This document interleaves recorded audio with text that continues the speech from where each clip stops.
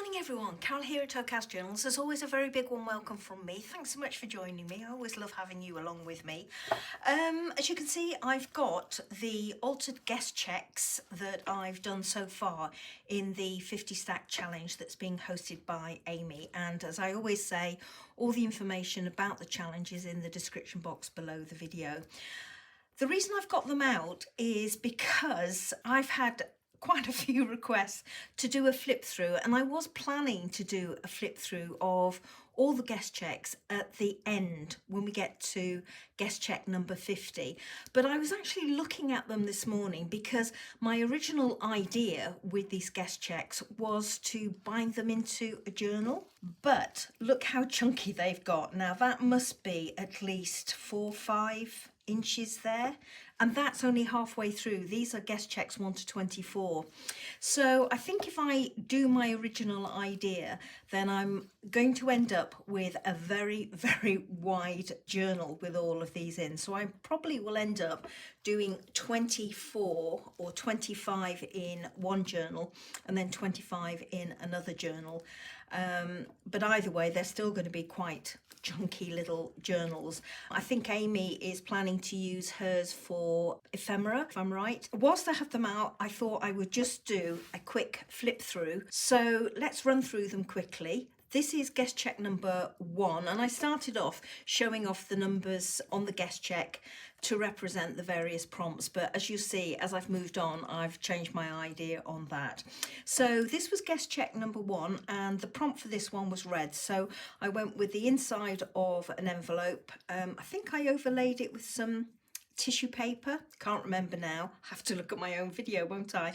And then just did a very simple collage on the top and stitched around the outside. The second guest check was paint, and I was really in the mood for having a play with mixed media products for this one, so I did a little bit of paper weaving in the background here. I did some painting on my actual guest check, which I wasn't sure how it would stand up, but actually it stood up remarkably well. And then I just went over the top with some lace and a little bit of sewing splatters, as you can see, and one of the Tim Holtz plaquettes on there with a couple of brads. Guest check number 3, the prompt for this one was blue. I had some gorgeous wallpaper that I wanted to use, and I decided to create this little pocket on the front here, which is from an Edith Holden page. So there's a little pocket in the flip that opens, so there's the very simple little tag that goes in there, and then it opens up and I've got a journaling spot there, I've got a little secret journaling spot in there, and then there's another little baby tag tucked away in this side pocket, and I love this one, it's so cute. But then I have to say, blue is one of my all-time favorite colors, so I'm a bit biased on this one. So that's that one. This one, oh, this was a challenge. This one was orange, or the prompt for this one was orange. I had very limited stuff in my stash that would hit the prompt, but I had enough to be able to do it, and I can't get that paper clip off. There we go, it's just catching on the stitching that I've done, and it's definitely caught on the stitching. So anyway, I'll pop that back in a minute. So all I did was cover an envelope, put in some fresh transparency here, some acetate, and then this was just a page out of the Flower Fairy book, and another little butterfly up in that corner. And let me just close that one up. So there we go, just a little Tim Holtz paper clip on the side to close that one up. Oh, love this one. This was prompt number 5, and the prompt for this one was fabric. So I put on some fabric here, which was some lovely linen from my stash, torn edges, and then I just created a scrappy scrap on the top with some embossed paper, some paper from a digi kit, some lace, some buttons, a little stamp, little tiny tags down there. I love this, lovely and pretty, and I always lean towards that, and it gave me the opportunity to do a little bit of stitching on the actual embossed paper that I've used for my main background. The next one was pocket. So I had this lovely digi-kit in my stash, and I just fussy cut the bottom here to create pocket, and then tucked into it one of these little secret pockets or journaling spots. So that's the back, that's the front. As you saw, I just put a little bit of fussy cutting at the bottom there. That just slides in there like that, stitched all the way around, and then it goes in this fussy cut pocket at the bottom. Love this one too. Love the colours of this digi-kit. Oh, love this one too.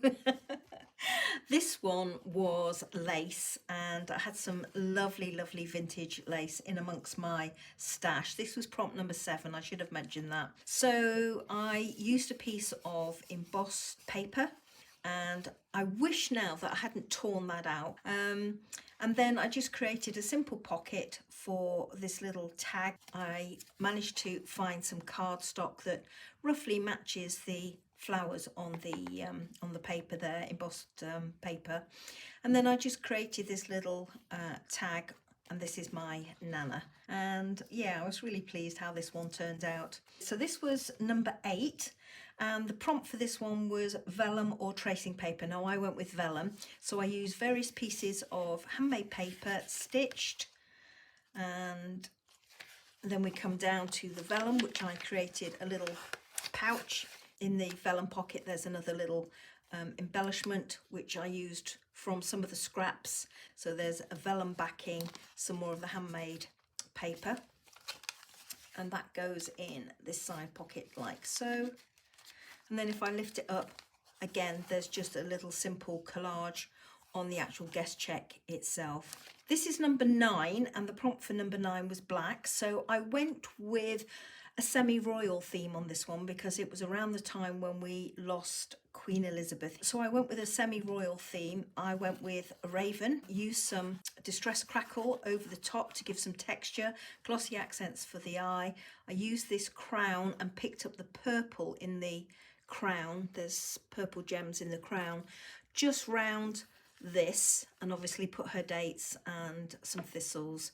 So that was hashtag number 9, or prompt number 9. Number 10 was to use an index card. So I created this one, had a lovely time doing this. So I used die cuts for my wall, I did some painting, I created the door with a little brad for the handle, dimensionalized bits and bobs on here, and then if you open it up, there's my index card in the back there. And as you can see, I've gone a bit mad with the distress crackle paint on this, and I just used one of the Stampatique images and colorized her for inside the door. So I was really happy with that one. This is prompt number 11. As you can see, I've got 11 up there, and this one was packaging paper. So I had to go at doing something a little bit outside my comfort zone. So I used all packaging paper and scraps and things to create just this little flip that opens out. There's a pocket in the back here behind my 2 Tim Holtz ladies, sat on a couple of vintage postage stamps. I left this little flap here because I liked the 3 and 6 that was written on it in pencil. And then as you can see, there's a computer card there, burnt away a little hole there, put some lovely vintage paper behind, this charm that was sent to me by my lovely friend Leanne in Australia, a bit of lace behind, so all sorts went into this one. But originally it was all packaging, and this was some packaging that I received, this brown paper in the back.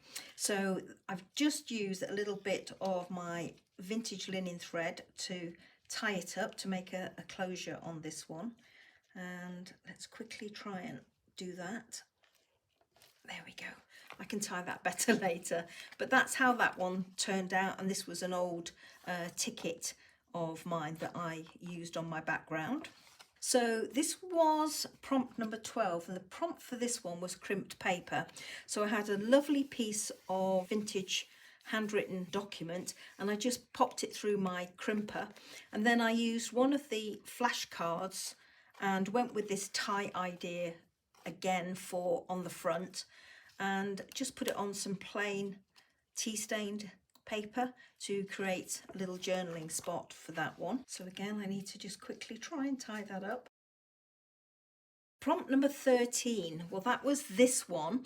And I was looking at this earlier on and thinking, where's my thread? Because the prompt for this one was thread. And I was thinking, well, have I only used thread to do the stitching on it? But actually, the background is where the thread is, and it was little bits of offcuts and trimmage from Avril twine that I've been using and saving, and I laminated it and put it behind with some very, very fine tulle. Love that soft image, and tied in with a paint chip here, and also some handmade paper and more of the little dotted tulle there and along here. Yeah, like that one too, lovely and soft. The prompt for this one was corrugated cardboard, so I created with some corrugated cardboard this heart, coloured it, added some crackle glaze over the top and added some safety pins, and then these bits are remnant rubs which I've just popped in various places. The prompt for number 15 was stickers, so I went with some washi stickers. As you can see, I just overlaid my image with a stitched piece of vellum, put a washi sticker quote on the front.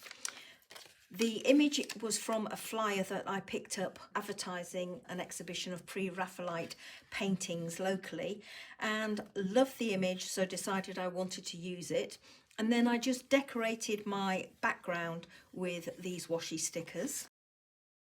This was number 16, and the prompt for this one was squares. So again, I went with a vintage document for my background and then just layered up squares of inked vellum, fabric, and these postage stamps commemorating Robbie Burns or Rabbi Burns, and just stitched down the centre and then put a little bit of fabric behind. Prompt number 17. The prompt was napkin for this one, so I went with the idea of putting a piece of napkin over the top of some wallpaper and stitching round, and then I just built up the layers behind it with various bits and bobs. So I had a vintage document, I believe, no, coffee stained paper as the very back layer to cover the guest check. Then I went with an original vintage handwritten document, some of that lovely tulle that I used. Then we've got some vellum, some book page, and then we've got this one, and I just put a little couple of words up in the corner there. And again, I really like how this one turned out. I'm not very good at this shabby chic look, but yeah, I was pleased with that one. This is prompt number 18, and it was washi. So I created a washi heart. I didn't join my pieces of washi particularly well there, so I've got a line going through, but I can live with that. And again, various layers of paper. This is washi in the hearts as well, in the smaller hearts as well, and then obviously top and bottom here. This background was the same wallpaper as I used for here, but this time what I did was I just embossed it and a couple of rows of stitching and went round with my Tim Holtz distressing tool. This one was prompt number 19, and the prompt was pink. As you can see, my ribbon has got a little bit flattened. So I just created a simple pocket for this one. So if I open this up, you can see I've got a couple of flaps there, and just put a vintage receipt that I dyed with avocado liquid. I've got a pocket in the back there, like that. I've got an image of some ballet shoes, put some of that lovely tulle that I use all the time. This was some wallpaper again that I embossed and just stitched on. So very simple tag, a little bit more of the wallpaper for the back. So that goes in the pocket like that.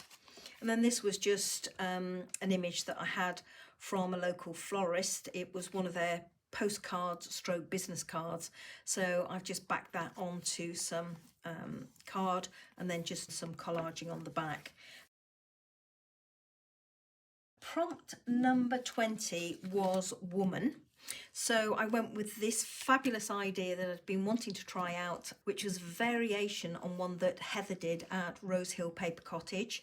So I just created a little fold at the bottom, and there's a couple of little ephemera pieces in there, a little bit of a label. Had this lovely image here, And then this just opens up, little piece of a digi-kit there, and then it just all opens up, and there is another image of a woman painting there, a faux vintage receipt that I printed off. And that just folds up like that, that closes like that, and then these just tuck in the bottom down here.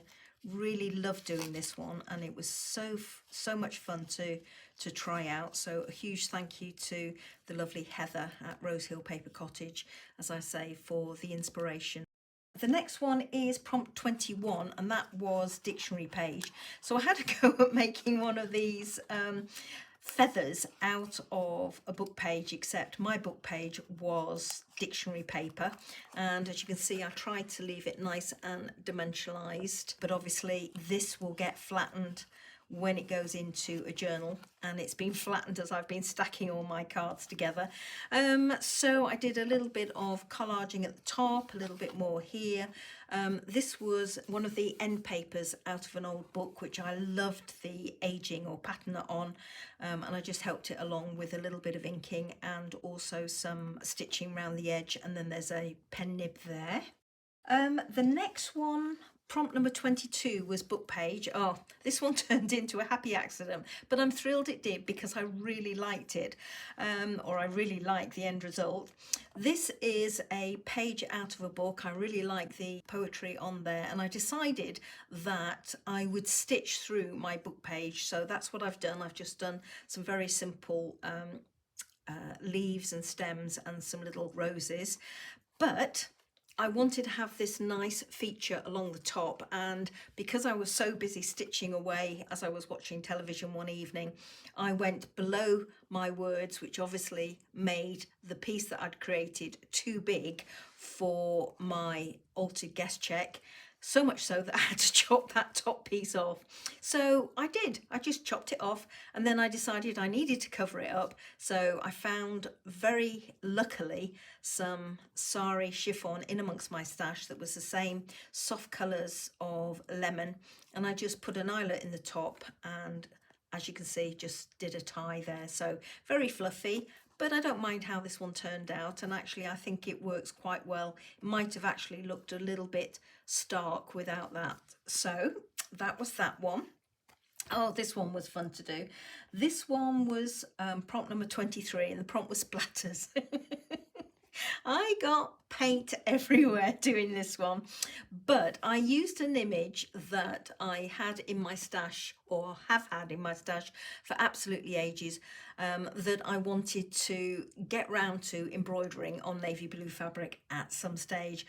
But it came to mind when I thought of splatters, and I thought, well, I'll give it a try. So that is exactly what I did. So this is black cardstock, which I created a mask for, and then I just splattered over the top. Simple as that. And then all I did was obviously glue it to my guest check and stitch round. So easy peasy, that one, very quick hit. And then finally this one, now this is prompt number 24, and this one was butterfly. So I've got a little paper clip there. I'm going to put a Tim Holtz one, but that's all I had to hand. And I've got, in this side, this flips open like this. There's a pocket there, and in the pocket I've got an altered library card, and that's the back with a little bit of lace on it. And this is all of this was a digi-kit by Chapter 1 Papers. It's called Ritzy Weekend. Absolutely gorgeous. If you nip over to the video that I did for this one, which is prompt number 24, you will see all the information about that digi-kit listed under the video. But as you can see, I used this little journaling card out of the kit, put some lace on, and did a simple collage inside. And then this opens up, there's a little pocket here, and again another little journaling card there with some lace. Just catching on there. And then this opens up, a couple of little private journaling spots in there. And then as you can see, there's some tulle up the top there. So if I pull that up, there is a pocket at the back, and again another one of the tags from the kit.